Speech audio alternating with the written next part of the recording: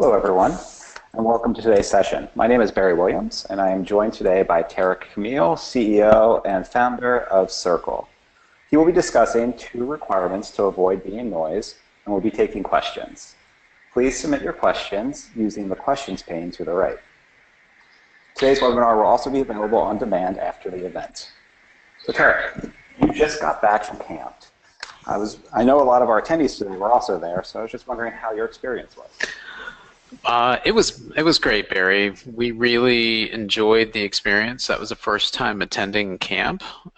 It's beautiful to be in Colorado in the summer, so that was a great location to have the event.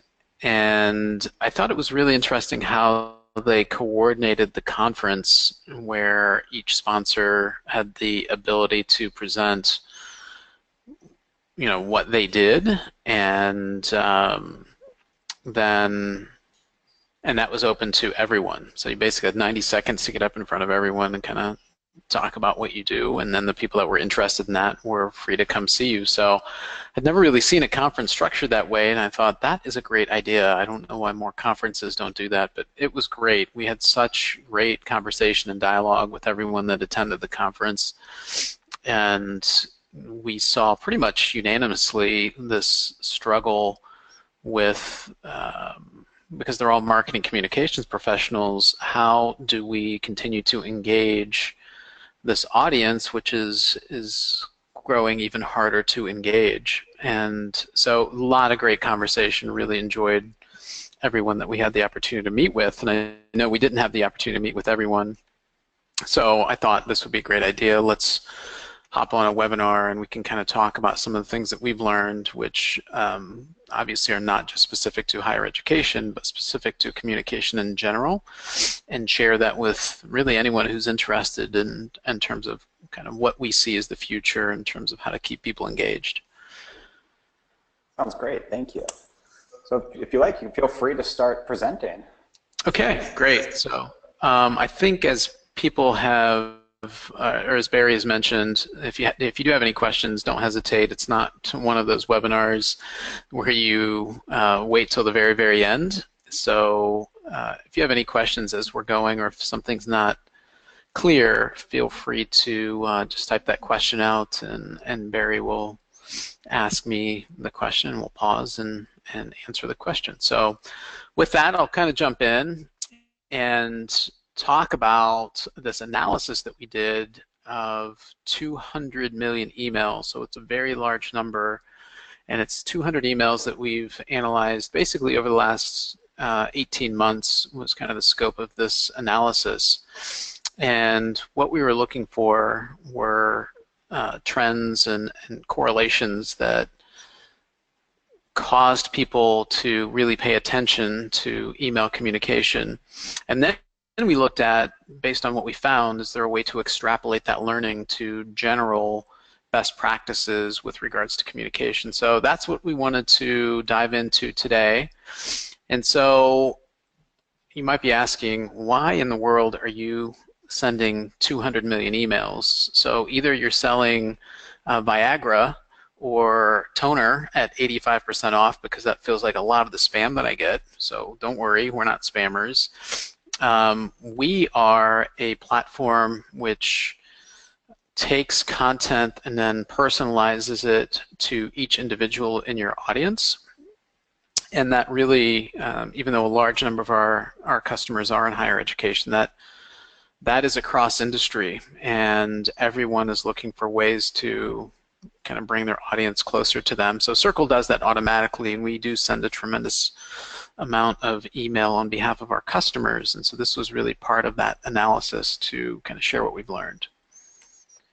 So as I mentioned, we work with many higher ed customers, public, private, small, medium, large, but I also wanted to show you that this problem is not exclusive to higher ed. So we work with internal communication, so how do large employers use this type of technology, personalization technology, to engage their employees?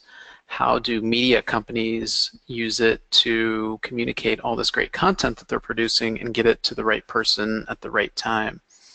So again, that's definitely a takeaway. I know a lot of people that we spoke with in Colorado felt that their struggles that they were feeling with alumni communication were specific to higher education, and we kept trying to stress that everyone that we talk to is dealing with the same thing. It's just harder and harder to reach these people. So one of the reasons that we ended up in the space, and this is a little more backstory before we dive in, this will be quick, I promise, is that we've really been thinking about this engagement problem for the last 5+ years. And over that past 5+ years, we've been working with over 900 different types of organizations, and we're seeing commonalities across those organizations. And again, the biggest one is, how do we engage these people? So through that, we've acquired more than 1 billion points of engagement data, and we continue to constantly look at that data and refine what we do and how we think about engagement. So if people don't know about Circle, it is really, we're really focused on one thing, and that is kind of the future of engagement and what are the best practices and how do we do that? How do we accomplish that? So for us, it is a constant refinement because it's a consistently moving target. So we're huge geeks about data, and we're constantly analyzing the data. And this was one of the analysis that we did, and that's kind of what we wanted to share with you today. So this is what we were hearing from a lot of people, not just at camp, but again across industry, that as a marketer, as a communications professional, they are feeling tremendous amounts of pressure to continue to engage these people, and it's getting harder and harder to do. And oftentimes they are having their budgets cut, and yet they're expected to achieve the same levels of engagement. So one of the things that we heard again consistently at camp is this ROI conversation. So how do I show kind of the net impact we're having at the university or the organization, nonprofit? It doesn't really matter. So how do we do that? And one of the things that they've been struggling with is this statistic that's been out, and it's been publicized for years now, that a lot of the work that's being done is never seen. And if you look at open rates, for example, so you'll create content and send that out, and average university, their open rate is roughly 19 to low 20s in terms of open rate. So that means that maybe 1 out of every 5 people that you're intending to see that content is actually seeing it. So you're already starting from a deficit where it's time consuming and it takes a lot of work to create content, and then only 1 out of every 5 people see it. That's a huge problem. How do we address that? And one of the reasons... Jump in for a second. Oh, sorry. Jump in. I just received a great question related to the ROI. It was, we have a small team. Do we need technical expertise to get started?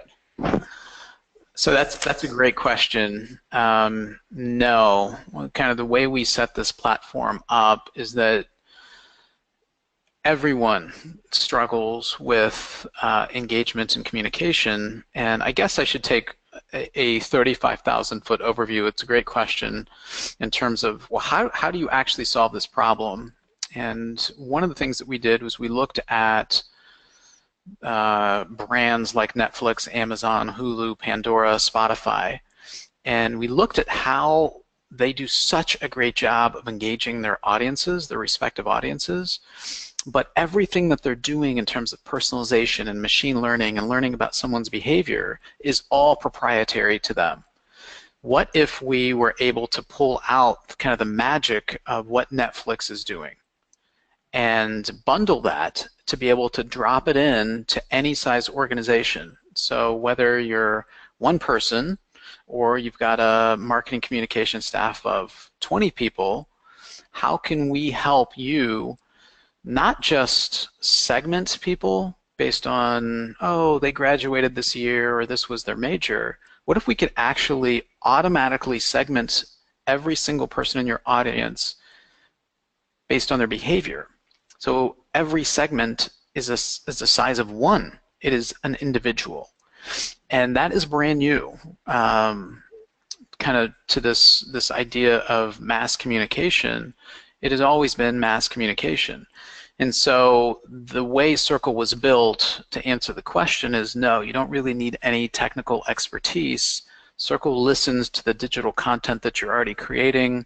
It automatically learns about the interests of every person in your audience. It creates personalized web, email, mobile experiences for every individual, and then continues to learn and listen. So if I said, what do we know about Barry? He really likes athletics. And then the football team goes 0-8 to start the season. He might not like football anymore. So one of the things it will do is learn that Barry's interests have changed. That's exactly what Netflix is doing. So Circle does all of this for you, whether you're one person or 20 people. Does that answer the question? I think it does. Thank you. Okay. So people often ask, well, what changed? What changed? Why has this become so difficult? And this slide, I think, really communicates that effectively. So I'm going to put up some numbers, and these are probably now even low. I think the last time we updated this was probably 6 or 9 months ago. And so what you're seeing are some really significant numbers. So 204 million emails, 3.3 million Facebook posts, 448,000 tweets, so on and so on. And what that represents, so that's the amount of content being produced every 60 seconds. So when you look at that and you say, are you kidding me? Are you telling me since we started there have been 2 billion emails sent? Yes. And 33 million Facebook posts have been made? Yes. And 4.5 million tweets? Yes. And so if you take a step back and you think about your own life and how hard it is just to keep up with email, social, messaging, all of it, voicemail, it's a full-time job. Well, that is what your audience is feeling every day. And so this is what has changed. It is the amount of content that is being produced. And really what led to this is the adoption in a big way of the smartphone. So the smartphone, with all the apps and connectivity and higher bandwidth, it makes it easier than it has ever been to reach anyone in the world. By the same token, it now makes it harder to engage anyone because they're seeing so much content. So how do you cut through all of this noise? And that's what we wanted to research. So if you're feeling this, you're definitely not alone. This is everywhere, and this preponderance of content will never slow down. So when you hear things like we create more content every 4 hours than we did from the beginning of time to 2003 combined, that will never slow down. Just 2 years ago, it was we create more content every 2 days than we did from the beginning of time to 2003 combined. Now it's down to every 4 hours. Very soon, it will be every hour we're creating more content. And so savvy marketers and communicators are starting to see the writing on the wall and realizing we cannot keep doing what we have always done. We will become noise. So you're definitely not alone, and the good news is, you know, there are answers to this, and that's what we wanted to share over this webinar. So let's get to it. What have we learned in analyzing over 200 million emails? So the first thing that we did was we tried to look at, are there a couple of things that we can pull out? Look at all the data, and is there some commonalities between these 200 emails that we're really engaged with, and of the 200 million, the ones that we're really engaged with and the ones that were ignored. So we know that they were open but really ignored or not opened at all. So we found 2 things, and then I'm going to give you the data in just a second as to why these are the two things that we found. So we found that when people receive, in this case, email communication, but again, this can be generalized to all communication, does the communication, the content that you are sending to me as an individual add value to me in some way? So when you think about what that means, so if I were an alum of a university and I have very specific interests, and I'm able to see what the university is doing that aligns with my interests without having to go through everything that's been posted through all your websites and dig and dig and dig. People just don't have time to do that. So being able to sift through all of that and curate all of that for an individual, that is a huge driver of engagement. The other thing that we found is this concept of saving people time. So we had at a high level reference that people just can't keep up. It's a full-time job. So are there things that your communication can be doing to save the recipient time? So those were two key takeaways, and we're going to talk about kind of how that played out in just a second, and then how you can extrapolate that out to future communication and give you some ideas to help you with that. So one of the things that we looked at was the difference between kind of standard subject lines of today's news, or the weekly update, or this month at this university. Those were the worst in terms of engagement. When the subject line never changed, those were the worst. The second, I guess going up the ladder, the second best option was when the subject lines were pulled from a headline. So what is the top story we think will resonate with most people? Great. We'll make that the subject line. So that had a higher effectiveness than everyone gets the same thing and it's always the same thing. So that was more effective. But the highest, and by far the highest in terms of engagement, was when the subject line was personalized to the recipient based on the content that they were going to find inside the email. So if we know that Barry is really into politics, for example, and his lead story is all about politics, either mentioning the word politics in the subject line or using the headline for his lead story as the subject line, those were by far in a way the most effective. And the reason is it did two things. It goes back to this value time concept. So people are so busy, they are just scanning their inbox and they're looking for things which will grab their eye. And if you see a word or a subject line which is very appealing to you based on your interest, that will be one of the first things that you open. And that's exactly what we saw. So this led to an increase in open rates, and this is just evaluating subject line effectiveness of 128%. So it is a big deal to be able to figure out how do we talk to these people because they don't even have time to open the email to see if there's content in there that they might like.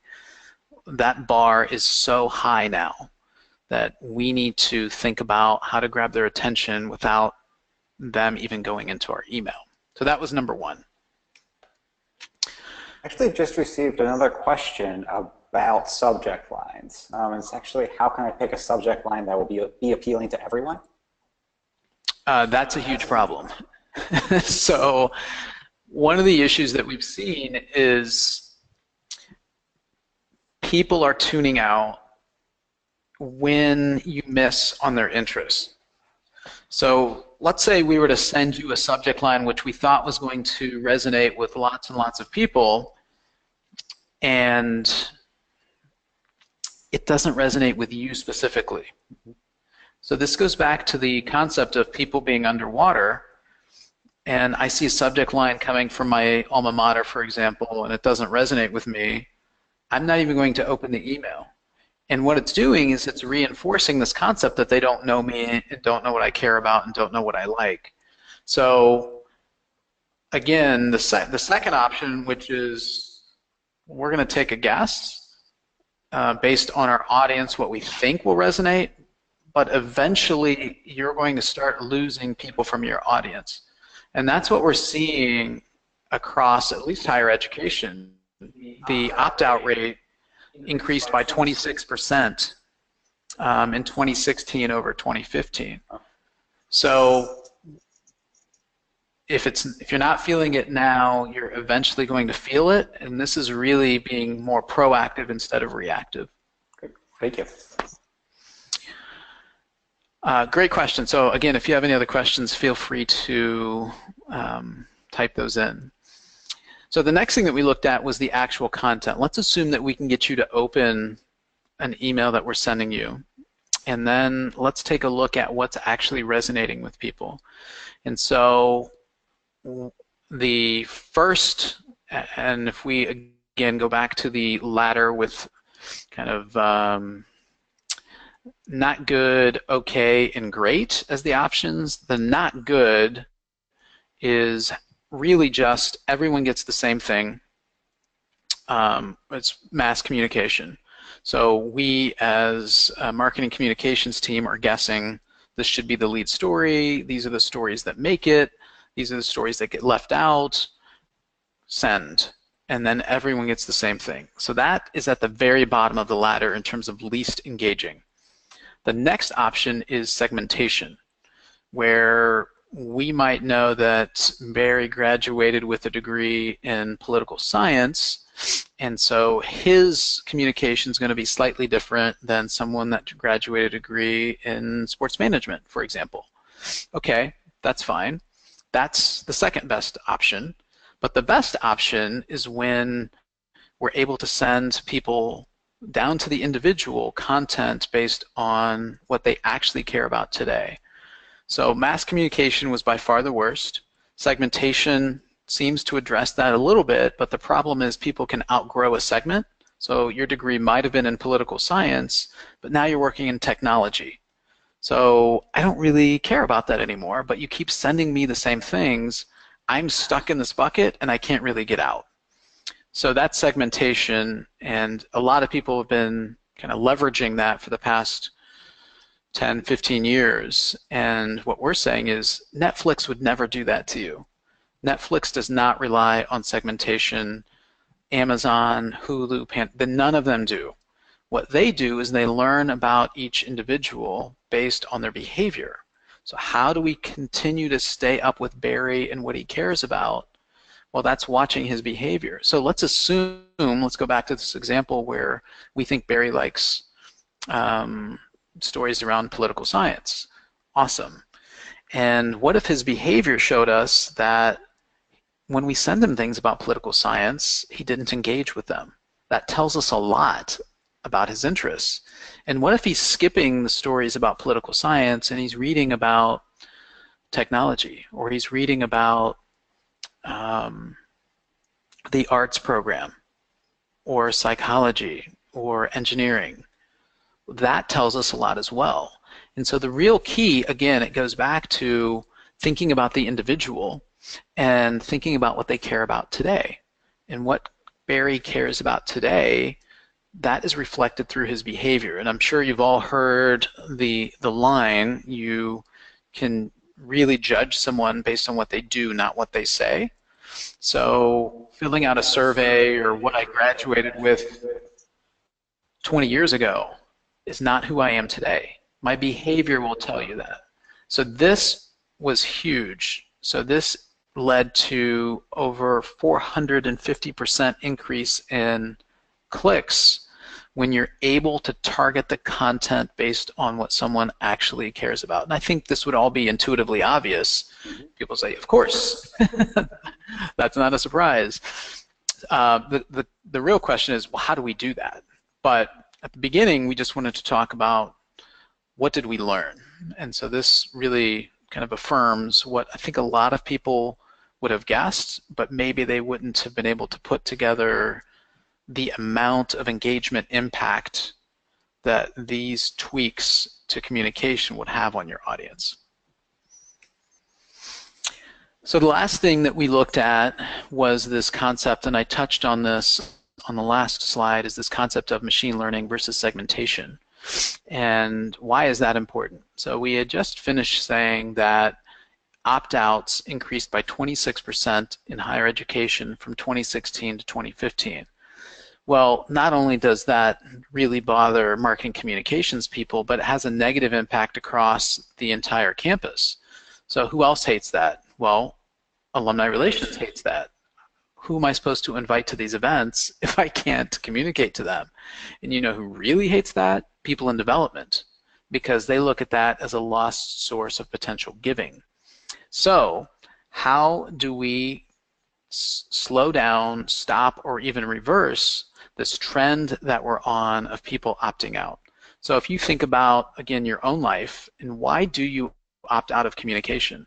The primary reason people opt out of communication is it's not relevant to me anymore. That's the number one reason, and by far the number one reason. The second most popular reason people opt out is that it's delivered at the wrong cadence. Maybe it's becoming too fast, I can't keep up, wrong day and time.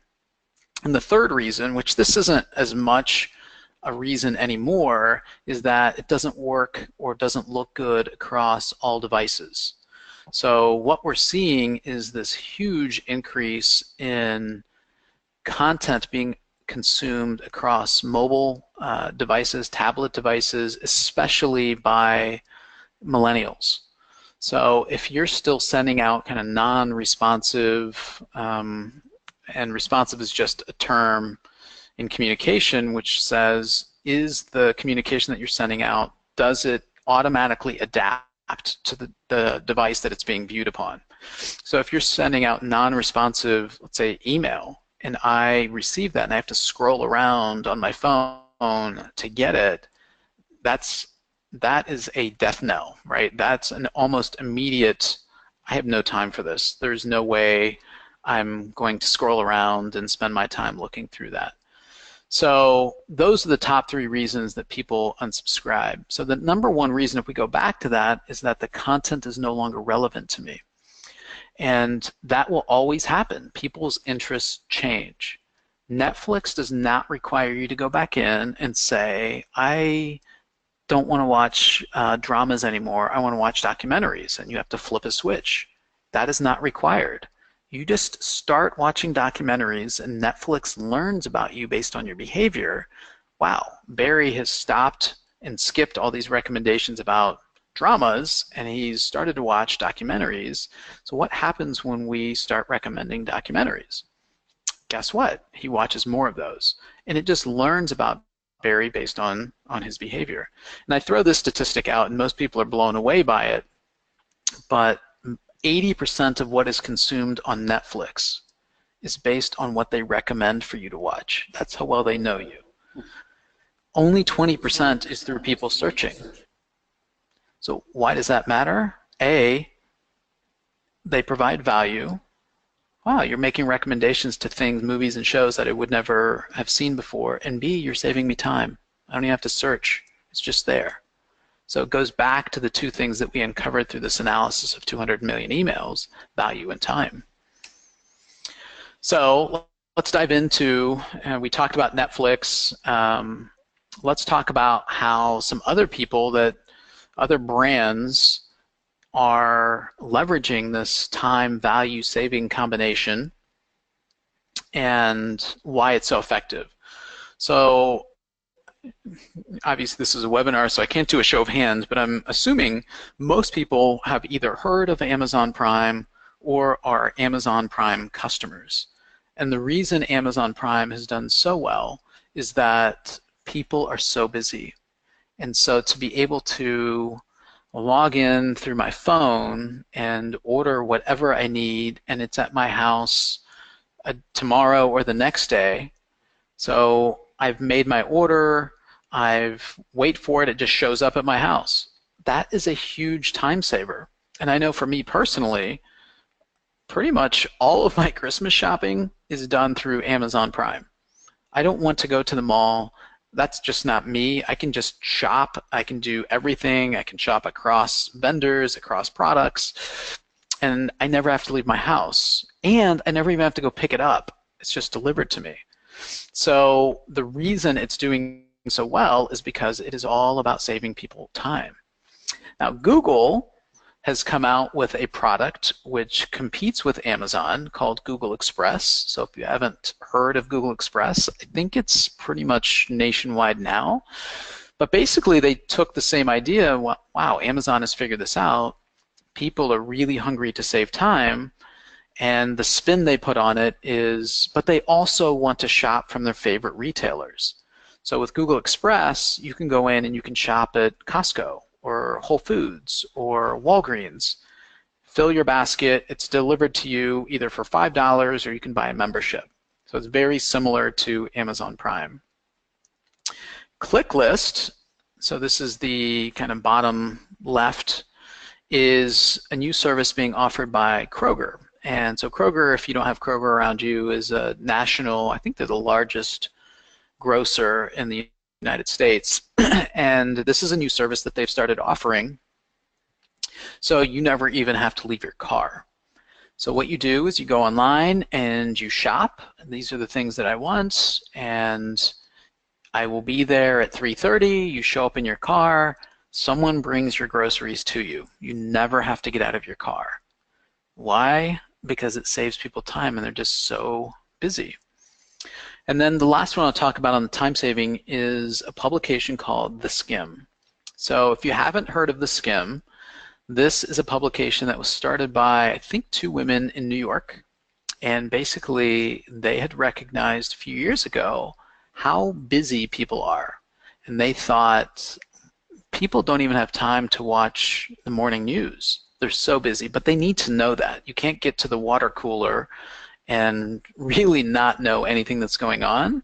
So what if we go through everything that you need to know and write it up for you and then send you an email every morning? And they call it The Skim. And I think the last time I had heard, they have 4.5 million readers.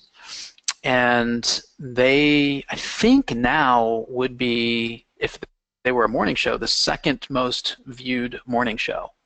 So this shows you how desperate people are to save time. So four examples of brands that are doing this really, really well. Now let's talk about people that are providing value. So we talked about Netflix, so I won't spend much time there. Pandora, if you haven't heard of Pandora, so it's streaming music. And the real value that it provides is that they're making recommendations for potentially artists and musicians that you've never heard of, but you might like. How do they know that? Well, based on your behavior. Audible is the same thing. So audiobooks, and because you've liked this book, you might like this book. All looking at your behavior. So they know what books you're reading. They know how fast you were able to read that book. Did you finish? So from that, they can assess your behavior, and now they can make very intelligent recommendations about other books that you might like. And the last one I mentioned here, and there's lots of these examples, but the last one I mentioned is an app called Waze. And Waze is a GPS app. And you might be asking yourself, hey, Tarek, yeah, we've heard of GPS apps, so how does this add any value? Well, the interesting thing that Waze does is it crowdsources information. Information such as accidents and traffic and road hazards. But for me, my favorite piece of value that it provides is that it also crowdsources where the police are. Not that I'm wanted in 37 states or anything, but if you happen to be driving a little fast, it's really cool that you are given a heads up that there is police coming up in the next half mile or something. And so that is real, true value. And so why has this app taken off, and why did Google pay $1 billion to buy them? Because people love it. So yes, there's lots of GPS apps, but they figured out a way to provide real value. So these are 8 brands that are either saving people time or providing value or both. And this is the future. And so what we wanted to do was talk about how can you take these things that we've learned and apply them to communication. So we really just took a step back and to try to simplify kind of what we're talking about. It was these two questions, when you're thinking about what to communicate and how to communicate it, when to communicate it, is asking, will this save the recipient time, and will it add value to their life in some way? And so if you're not answering yes to one or both of these questions, you are heading down a road where these people will eventually start to tune you out. And you're starting to feel that now, I think, with engagement becoming more and more difficult, open rates dropping, click-through rates dropping. It's not that you're doing anything wrong, it is that there's so many people competing for your audience's attention. We are receiving a few questions that all kind of seem to be hitting the same topic, but here's one. How long will it take to put together an email that saves my audience time? I think they're really looking for what kind of human resources input they need to put into working with Circle to help their audience save time. Yeah, great question. So we realize that increased engagement should not necessarily lead to increased time. And so how we think about it is, what if you just created content?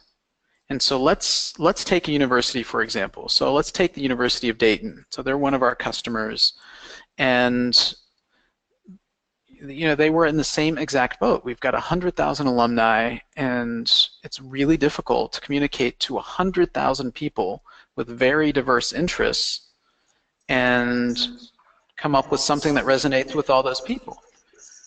So what happens is they just create content. They post it to their website, their blogs, athletics, YouTube, doesn't really matter.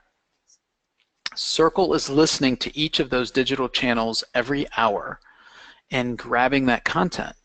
And so what it's doing is, if you stop thinking about kind of communication in general as we're going to send something out and we're done with it, instead start thinking about content as an individual piece that goes into a bigger pie. That is exactly what Netflix is doing. So your analog to a piece of content for Netflix would be a new movie or show. So when they add a new movie or show to Netflix, they're saying, oh, is this a thriller? From what era is this? Who's acting in it? What's the genre? They want to know, because now that we know that, we can see how people engage with that, and that Barry likes political thrillers. Great, we can see that from his behavior. What if we treated every piece of content that the university produces in the same way Netflix treats a movie or show? Is this a story about biology, physics, the basketball team, an award, recognition? What is it about? Great. What if we just then kept all of that and we said, that is our inventory. That is our inventory of things that we could potentially send to one of our alumni. And what if you're done? You've created the content and you don't have to think about sending communication to the individual. You're done. You've created the content, and what if Circle then could grab it every hour, analyze it, and then say, oh, Barry's interested in these 5 topics. What do we have to send to this person? And more importantly, hey, Barry, how frequently do you want to hear from us? What day and time works best for you? So if you think about all the reasons people disengage, it's not relevant to me, wrong schedule, wrong day, wrong time. What if all of that was managed for you? And what if you knew these are our top content opportunities because you have the data now? So that's exactly what we do. When we work with the university, once they've created the content, they're done. It's higher engagement and less time. Does that answer the question?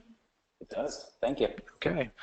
So all of this came from kind of reframing the problem and really starting to think about how do you engage this huge audience, and it really comes down to thinking about engaging an individual. And if I were to engage an individual, I have to start with, what do you care about? I can't possibly engage someone unless I know what they're interested in. And so this is the exact same flow, except now it scales to one individual, 1,000, 10,000, 100,000, a million. It doesn't really matter the size of your audience. How is Netflix engaging, I don't know how many people they have on Netflix now, say 60 million people. How are they doing that? Well, it's the same thing. They're using technology to learn and watch what people engage with. You just give them more of what they like, and they boil it down to the individual. So how can we do that with communication? Well, the first thing is this isn't something that's kind of overnight. I think people want kind of this fast food solution, which is just give it to me. And it's really not that way. And when we talk to a lot of universities, it is, oh, yes, we definitely want this. Are you going to see increased engagement right away? And the answer is no, because we need a little bit of time to start learning about them.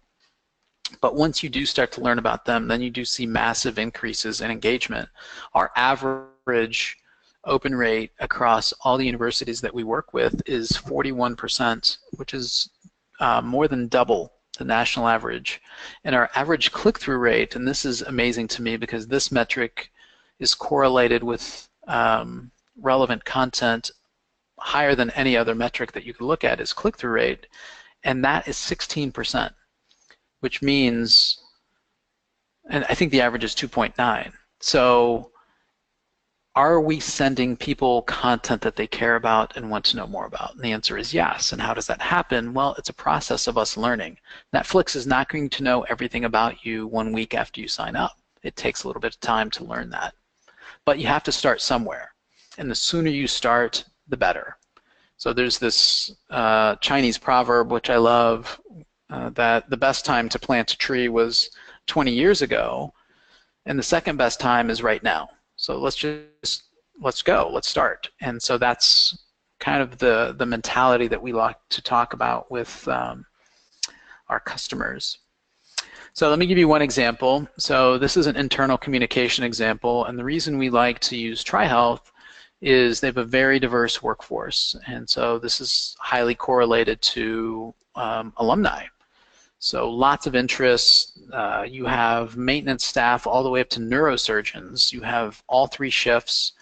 And TriHealth is been honored 6 times for employee engagement. So kudos to them for really thinking about how to engage their employees. And even with that, you know, some of the data that we saw was kind of the click-through rate, which was great actually when we got there. And then what happened, so this is now kind of 12 months into it, once we have learned about interests of every single employee. So their click-through rate now is, I've never seen one so high. Obviously it's internal, so they want to know, and they're more engaged than the average fare, but it's ridiculously high, 43%. That means almost half of everything that we send out is resulting in clicks where people want to learn more about that piece of content. So that's, you know, they love that. But that all goes down to learning about someone's current interests and not assuming anything. So kind of want to wrap things up, and then I leave you with this quote. So Keith Weed, if you haven't heard of Keith, he's the CMO for Unilever, which is one of the biggest brands in the world.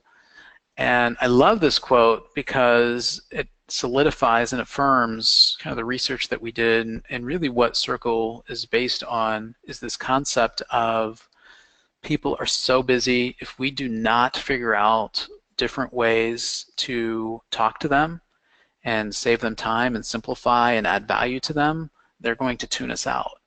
And so I love this because this is coming from, you know, one of the top 5 CMOs in the entire world, and he is basically saying the exact same thing.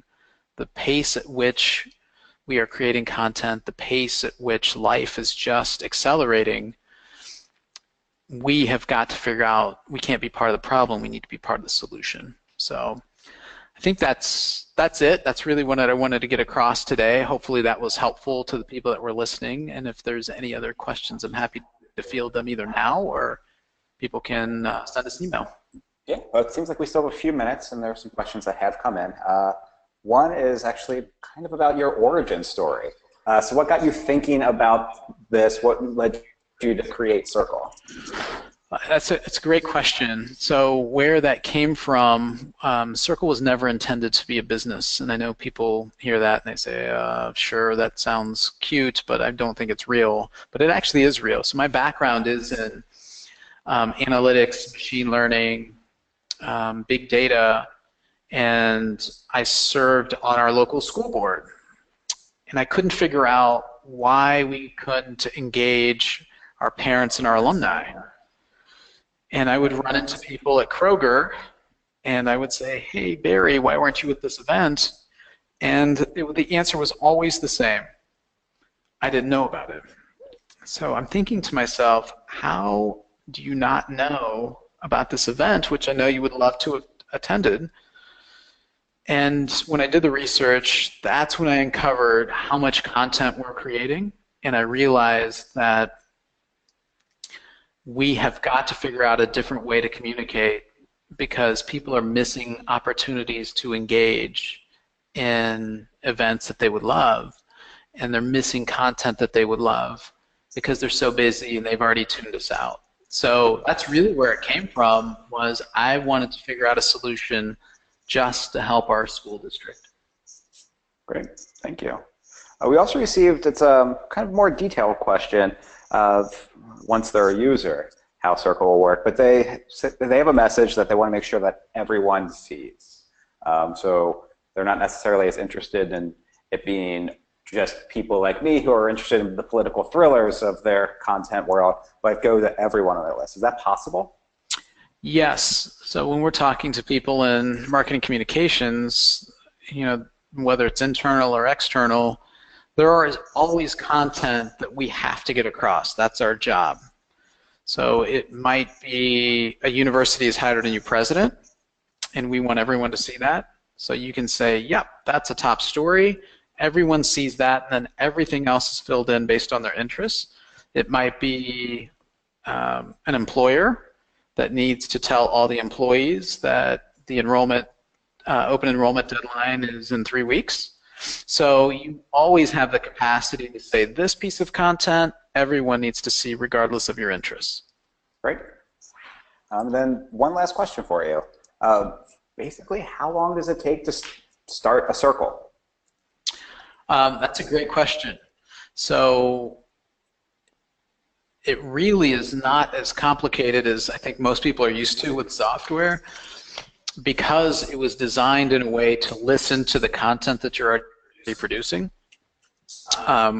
We literally could have a university up and running in a day or two. We're sending personalized communication to every single alumni, and we don't have to get IT involved. Now, the cool part is all that data that we're learning about each alumni, we can feed into your CRM. So if you're using Salesforce, Advance, or Razor's Edge, whatever you're using, development then loves to see that information. So before they have coffee with me, they already know my interests. And how did they learn that? That is through all the communication we've been sending out as a university. So there is some integration to get the content into your CRM, but that's normally a step 2. So step 1 is can we start sending personalized content and communication to all of our alumni, email, web, and mobile? Absolutely, and that's really quick. All right, wonderful, thank you. And that draws an end to all of our questions. So thank you everyone for joining us today. Thank you, Tarek. I hope everyone has a great weekend.